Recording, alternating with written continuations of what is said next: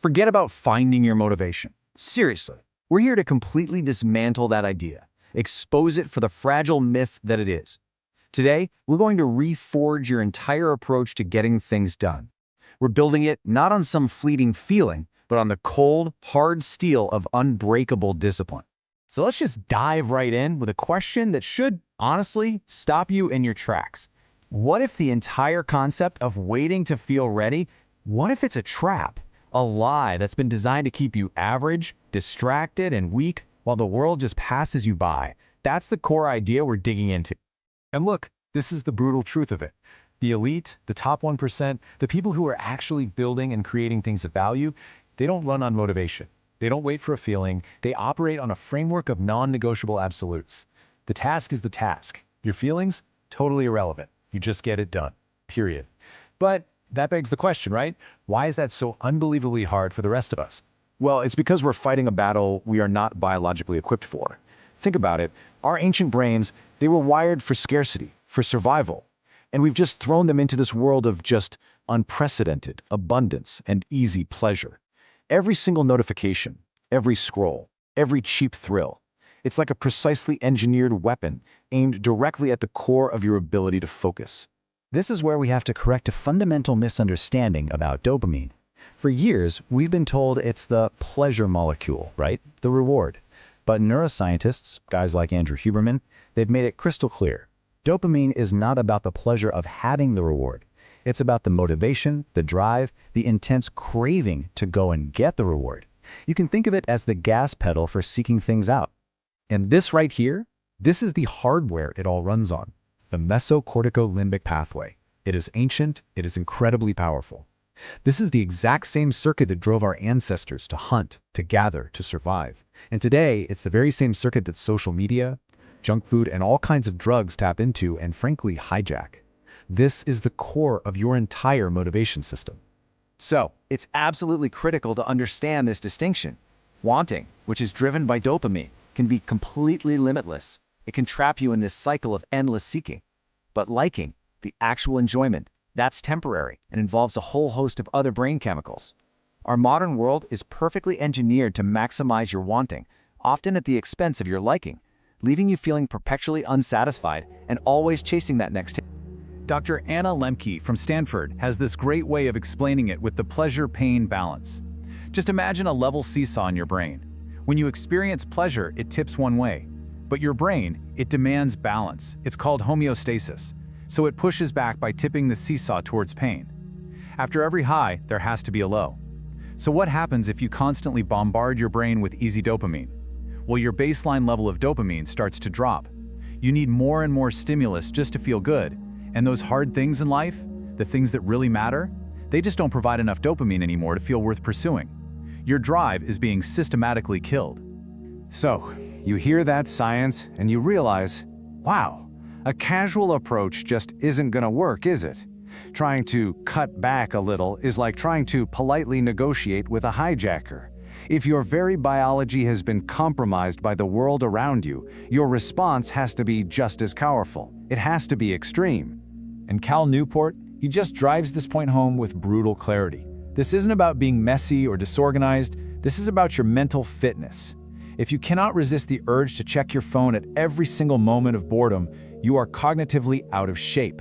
You have zero mental endurance. You are, in his words, a cognitive slug. So the first protocol then is basically a declaration of war on all this distraction. It's called monk mode. And let's be clear, this is not about balance. It's about a period of intense, intentional isolation. It's about disappearing from the noise, the gossip, the cheap dopamine, so that you can completely immerse yourself in your own world and rebuild from the ground up. And the rules. They are absolutely brutal in their simplicity. They are non-negotiable. This is not, I'll try to. No, these are absolutes. 30 minutes of exercise, 15 minutes of meditation, no alcohol or weed, every single day.